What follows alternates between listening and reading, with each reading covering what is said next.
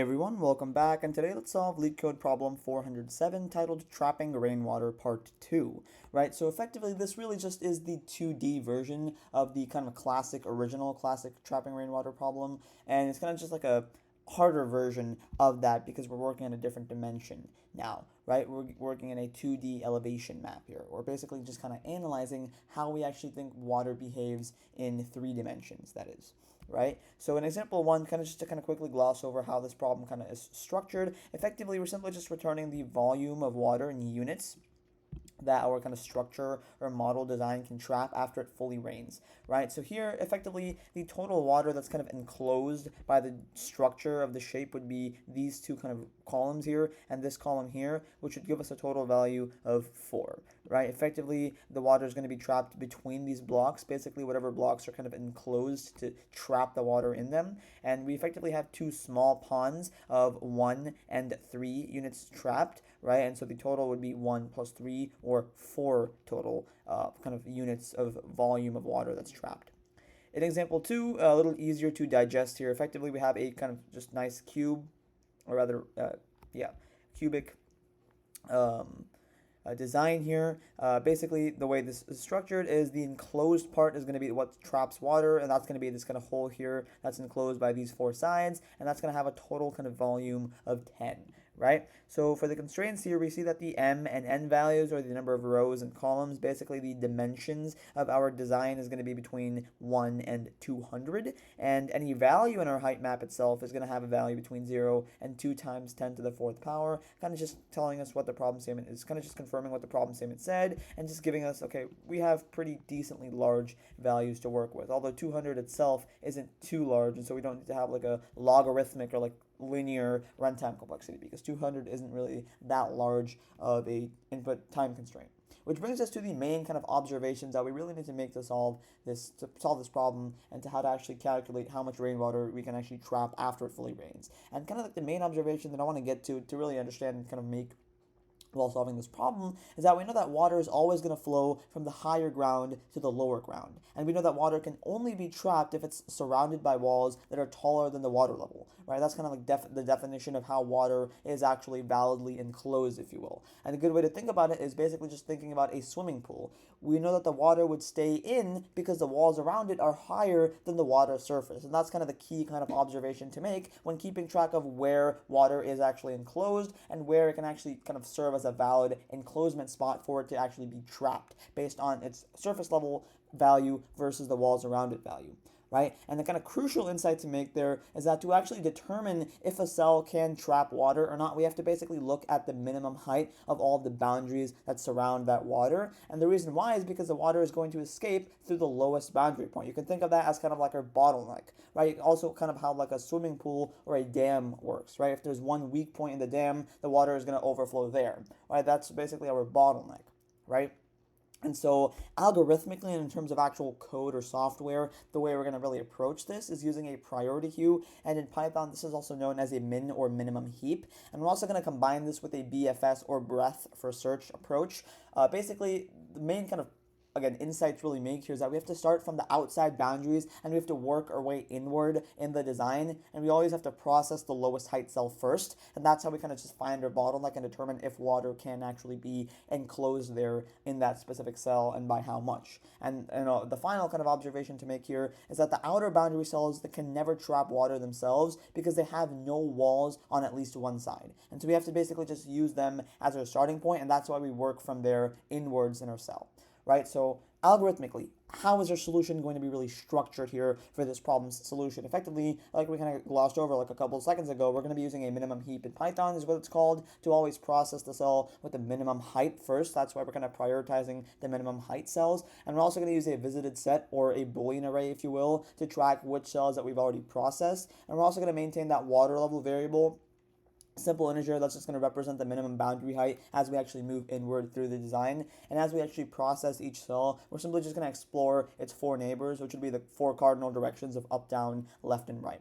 Right? Very standard, similar, common breadth for search kind of structure and approach, if you will. Right? So let's go ahead and get into the actual kind of code of this solution here. Right? So the first thing that we're going to do is really just handle a quick edge case here, and that is, well, what if we don't actually have a valid input? What if our input is none or null? And the way we can check that is if not height map or not height map at index 0, and I think they should be capitalized, that means automatically we simply just return 0.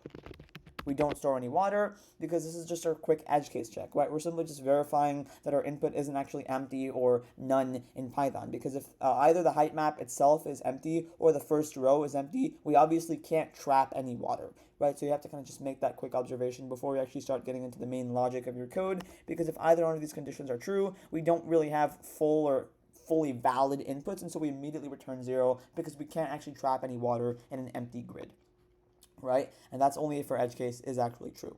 Now moving on to our actual solution here, and the first thing that I always like to do in matrix or kind of graph problems and BFS or DFS problems is always actually store the dimensions, basically the number of rows and columns, in two variables m and n. And the way I like to kind of structure that is m and n are going to be the number of rows and columns respectively. This is going to be the length of height map and the length of height map at index 0 is how you get the number of columns. All right, hopefully I'm spelling height map right correctly, and there is a capital M, so just to make sure. Basically, we're simply storing the dimensions of our grid in m and n, where m is the number of rows and n is the number of columns, and we're just going to use these to help iterate over our input and just build different data structures, just to kind of simplify our typing, instead of having to type length of height map and length of height map at index 0 each time we want to access those values. Right now, another very important observation, or another very kind of simple edge case, if you will.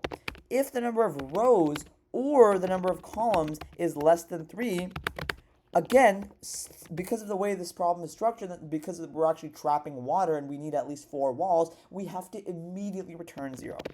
We can't do anything there. And the reason why is because if either of these dimensions, or the number of rows or columns, is less than 3, we can't actually trap any water, because we need at least a 3x3 grid to have the water surrounded by boundaries on all sides. That's the main kind of logic, right? And so if we don't have water that's surrounded by all sides, or all boundaries, if you will, we know that the grids or dimensions are too small to actually trap water, and so we would again have to return 0. I technically could have kind of like merged these 3 lines into just one block here and shoved these 2 conditionals in one conditional, but I kind of wanted to separate them to kind of explain the different underlying logic between how we actually derived these 2 different conditionals, right? Now, that's our edge cases. We've handled our edge cases. Now we want to actually initialize our minimum heap and our all data structures to help actually start the BFS part of this solution. So what I'm going to do is I'll initialize my heap. I'm simply going to call it a heap. I could call it a minimum heap, but basically it's just going to be instantiated as an empty list. And the whole point of this heap is basically just to store tuples of length 3 with 3 different values of height, row, and column. And they're automatically going to maintain the minimum heap property. And you're going to see how that works in a quick second here. Now, the visited list is kind of how we talked about. It's basically just to store which cells we've already visited. And so it's going to be initially all false, because initially we wouldn't have visited any cells, and so the status for all the cells would be false, and so it would be false times n for the number of rows we have. So in the range, I'm just going to use an underscore as my kind of placeholder for the iterator, in the range of n. Right? Effectively, we're just initializing this 2D Boolean array. That's why we have a for loop inside of a times n. And this list comprehension here, or list initialization, if you will. Basically, it's going to be a 2D Boolean array to, again, track which cells we've already visited in our processing BFS. And, of course, initially, they're all false because all the cells would be unvisited, right? And that basically just prevents us from processing the same cell multiple times, and just kind of helps us make our algorithmic efficiency a little faster overall, right? Now, let's actually iterate through all the rows and add our boundary cells to our heap, right? So, for I, in the range of n, the number of rows. This is our outer loop, and our inner loop would be the number of columns. So for j, in the range of n, this is our inner loop for all the columns to check if we're actually on a boundary or not. And the whole point of this is to just add all the boundary cells to a heap, or rather more specifically, to our heap. Now, what we're going to do here is kind of our check to see if we're on any one of the 4 boundaries, right? So if I is equal to 0, or I is equal to m minus 1, that is the first boundary. The next kind of boundary checks, if you will, is if our column number, so or j is equal to n minus 1, or j is equal to 0. How do we get this? What does this even mean? Well, let's kind of break this down. I and j are our values for our row number and our column number. Again, keep in mind, boundaries mean if we're on the boundary of the grid. And that basically means if we're on the first row, which would be I equals 0, if we're on the last row, which would be I equals m minus 1, because m is the number of rows and our grid is 0 indexed, meaning the last row would have a kind of index of m minus 1, or we're on the first column. That means j is equal to 0, or we're on the last column. That means j is equal to n minus 1, and of course n minus 1 because n is the number of columns we have in total in our grid. So if any one of these conditions are true, meaning we're actually on a boundary, any one of the 4 boundaries in our grid, what we have to do is we have to push it on to our heap for this boundary cell. So I'm going to apply the heap q.heap push operation, and for my first parameter, I'm actually going to pass in the data structure that I'm popping or pushing onto, and that is of course the heap that we initialize on line 8. And onto this heap, my second parameter is going to be what I'm actually passing on, and what I'm pushing on is, again, keep in mind that tuple of length 3. And this tuple, again, as we discussed before, is really just going to store 3 different values. That's the whole point of it, right? And these 3 different values are going to be the height, the row, and the column. And the way we're going to get the height, the row, and the column is height map at this specific index I, index j. And the row and column are simply just our I and j value iterators respectively, right? And basically what we're doing here is for each boundary cell that we actually hit, if we fall into this conditional, we're simply pushing it onto a heap with its corresponding values in the tuple of length 3. The tuple is going to contain the height, which we extract from height map at this index or cell, which would be I comma j. At that position, we're going to get its row index, which would simply just be our I iterator, and our column index. And this heap push function is simply just going to maintain that minimum heap property by default because we're using the heap queue module, and so the smallest height is always going to be at the top of our minimum heap. And keep in mind that smallest height is really also just basically our bottleneck solution, if you will. That minimum height is really going to tell us where, or rather the minimum height that the water needs to actually stop get prevented from overflowing, right? That's kind of the main observation to really make, right? That's what we really need to keep track of. Now, once we do this, keep in mind, once we've actually visited the cell, that means we have to mark it as visited. Now, where do we mark it as visited? Well, we use the visited Boolean array. That's 2D. That's the whole point of it. And so we're going to set visited at this specific cell I comma j to now be true, because guess what? We just visited this in this specific iteration. And that's going to be it for our boundary cell check. Now, once we've covered all the checks for the boundary cells, now we have to actually initialize our 4 different directions and begin the main loop for our BFS, right? So I'm going to initialize directions. And this is technically optional. This is just to help simplify my code in the future when I'm actually iterating through or processing the 4 different cardinal directions for each cell, up, down, left, and right. And effectively, these are just going to represent offsets for one specific cell for our 4 different movement directions. And it's going to be tuples of course, length 2 for each coordinate, which would be 0, 1 as the first offset, 1, 0 as our second offset, 0, -1 for our third offset, and -1, 0 for our final offset. Basically just going to be right for 0, 1, going left 1 for 0, 1, 0, rather down 1 for 1, 0, left for 0, -1, and right for -1, 0. Basically just the row and column offsets to reach each neighbor from every cell that we're going to apply this logic to. Now, once we actually get that down, now let's actually initialize our kind of answer variable or our result. And this is actually going to store the total volume of dropped water as we actually process our cells using our bottleneck values and our actual values from the heap and our height map values at these cells. And this is what we actually output at the end. This is our actual answer. This is going to store the total, again, volume of water trapped. Now, finally, we're going to have one last variable before we actually start with our heap or BFS while loop. And it's going to be the water level. This is going to be instantiated to 0, and effectively the way this is going to work is it's going to track the maximum boundary height that we've encountered so far. And as we actually move inward through the design, it's going to represent the minimum height that we need to contain the water at the inner positions. Think of it just basically as the minimum height that we need or the maximum boundary height that we've encountered so far. Right? Now, let's actually begin our main while loop here, and this is really straightforward, very similar and common to other BFS implementations. Basically, while the heap is non-null, meaning while we still have kind of cells to process in our heap, we're going to continue on for future iterations. And the first thing that we always do is extract our actual cell value, which is going to be the height, it's going to be the x, and it's going to be the y value from our actual tuple of length 3. It's going to be the height at that index. It's going to be the row column, and it's going to be, or rather, the row index and the column index. And the way we extract this is simply just popping off from our heap for the minimum height from the tuple of length 3 from this data structure here. Right? I think there's 2 p's. And I'm going to pass in my heap data structure. We're simply just popping off the cell with the minimum height from our heap, and we're always ensuring that we process from the lowest boundary inward. And so that's what is really important to make sure that we handle our bottlenecks correctly for each kind of part of this solution. Now, once we actually handle that, once we've actually extracted this tuple of length 3, now we have to actually start implementing with it and updating our water level accordingly. So I don't need this column. I don't know why I put that there. Now I'm going to update water level as well. And this is going to be the maximum of course, itself, because we don't want to make it smaller as your bottleneck, or the current height, if the height is larger than our current maximum water level, right? That's really the main kind of critical part to understand in this entire solution. This is the real kind of magical part of this problem. We're simply updating our water level to be the maximum of either itself or the current cell that we just extracted and its specific height. And that always makes sure that the water level never decreases as we actually move inward, and that's always going to represent the minimum boundary that contains all of the inner cells. Again, keyword is going to be bottleneck. This is our bottleneck height value that we always have to keep track of as we actually iterate inward through our input, if you will. Now, let's actually begin going through the four different cardinal directions. So for every dx offset for the row and dy offset for the column offset in the directions input array, or rather in the directions initialized array, as we saw here, representing our offsets to check each neighbor of the current cell. We're going to get the new x coordinate and the new y coordinate to be x plus the dx offset and y plus the dy offset. We're simply just calculating the coordinates of the neighbor or the new cell by adding the direction offsets to our current position to whatever they were before.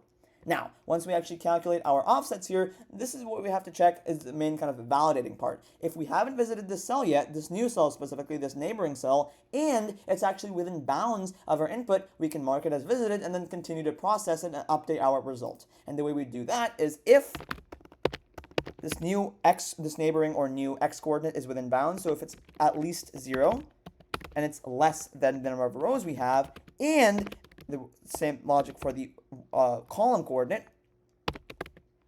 less than the number of columns that we have, and we haven't visited it, meaning and not visited, meaning we haven't visited this coordinate yet, or this neighbor yet, only then is it actually valid. This is our boundary and kind of validity check. We're simply verifying that our neighbor is within the grid boundaries and it's also not been visited quite yet, right? That's what the whole point of M and N are and the whole visited 2D Boolean array.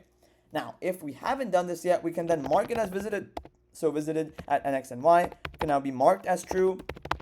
And then we can now actually start working on it to actually process this and update our result accordingly. And the way we do that is first, once we actually marked it to be true or not, we're going to then check if height map at this new coordinate nx and y, nx and y, as long as it's less than the current water level that we have stored up, meaning is the water trapping condition actually valid, right? This is really the main water trapping condition that we have to actually check. If the neighbor's height is less than our current water level, that means water can actually be trapped here. And the difference between the water level and the ground height is just the depth of the trapped water. That is the main observation to make here. So as long as this is less than the current water level, then we can then increment our result accordingly with the total number of new amount of volume of water trapped. And that's just going to be the water level bottleneck again minus the current height of this new cell, so nx and y.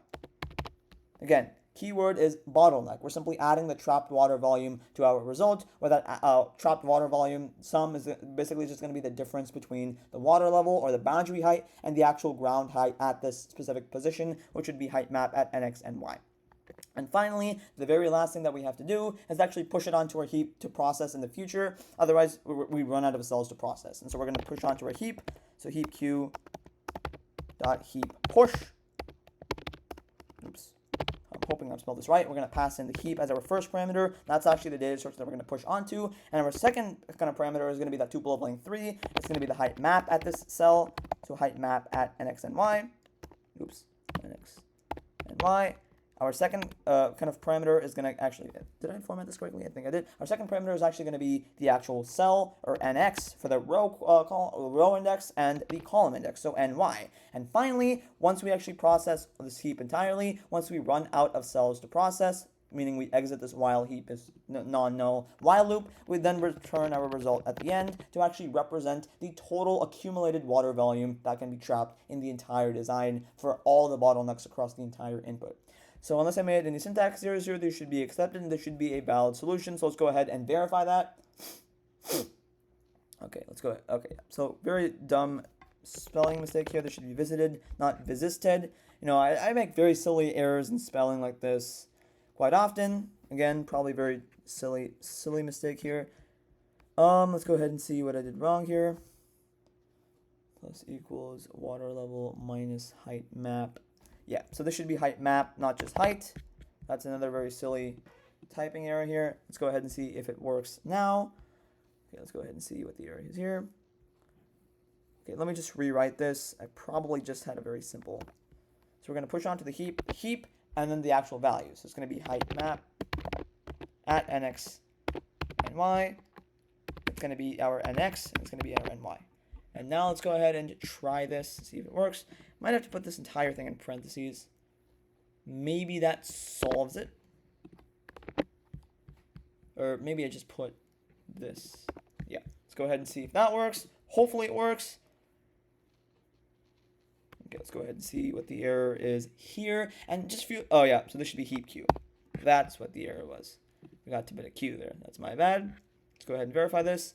Okay, yeah, so this is just really just debugging my very, very poorly typed out code. Feel free to just kind of fast forward this part, guys, for anyone watching. Yeah, I just have to make sure that I have everything correct. So heap queue, yeah, I don't know why I put this in the conditional. This can be outside of the conditional. So now let's go ahead and submit this, see if it works.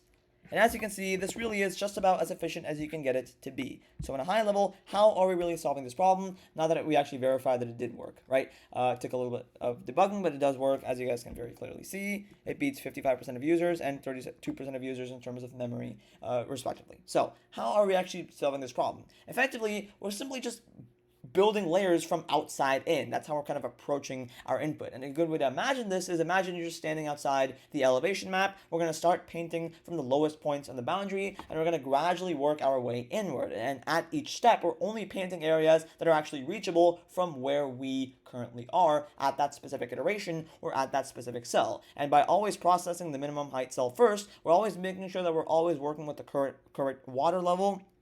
And that water level is always going to be our minimum or our bottleneck. And when we actually reach an inner cell, we know that we know all the boundaries around it will already have been processed, and so our water level variable would represent the minimum boundary height that actually contains that specific cell. That's the key part, right? Effectively, water fills from the outside in, and if we poured water over this elevation map, it would first fill the lowest gaps in the outer boundary, and then gradually fill inward, and our algorithm has to simulate this exact process for it to actually work. Right? So basically, again, to kind of just summarize, the water level variable, that's very important because it basically just maintains the invariant that any cell we're currently processing is surrounded by boundaries at least as high as a water level. Again, keyword there is bottleneck. And that's always gonna allow us to calculate the trapped water accordingly because of that bottleneck kind of solution. Right? It really is just a modified Jigsaw's algorithm. If you guys have heard of that, basically just a shortest path algorithm, or also known as a priority queue-based BFS, where effectively we're just exploring the grid in order of increasing height, which is always going to guarantee that we handle our bottleneck correctly, right? And finally, to kind of conclude this video in terms of the actual complexities of this solution, so the the time complexity here is a little advanced here, so I'm just going to comment it out and type it out here. So runtime complexity, and really what it is going to be big O of M times n, in fact, I probably shouldn't capitalize m times n times the log of m times n. So pretty complex here, and to kind of explain why that is, well, effectively, we know we have m times n cells in total. That's just the dimensions or area of our input. And we know that each cell is actually pushed to our heap exactly once and popped from the heap exactly once as well for processing. And we also know that each heap push operation is going to take big O of log k time, where k is simply the current size of the heap at that popping iteration. And in the worst case, we know that the heap can contain big O of m times n elements, which is basically just all the elements. at once. And so we know that each operation is going to take big O of log m times n time worst case. And so basically, since we also perform heap operations for each of the m times n cells, our total time complexity would be big O of m times n times the log of m times n, where the boundary initialization would take big O of 2m plus 2n minus 4 time, which would simplify to big O of m plus n. But that really doesn't matter because it's kind of dominated by the bottleneck, which is the slower operation, which is the heap operations. Now for the memory or space complexity, this is a lot more simple. Memory or space complexity. This is a lot more straightforward. It's really just straightforward big O of m times n. The reason why is because, look at it. Really, the way we're structuring our data structure is the only extra data structure that's serving as our bottleneck is this visited array, right? It's 2D. Why is that? Well, because it's going to have a size of m, for in the range of m, times n. It's literally 2D. And so that is our bottleneck. That is going to contain big O of m times n space. That is our worst case data structure, and so there's going to be big O of m times n for the space complexity. Right, so if you guys enjoyed this solution and learned something new, please consider liking this video and subscribing to my channel. And without further ado, I will see you guys in the next video. Bye-bye.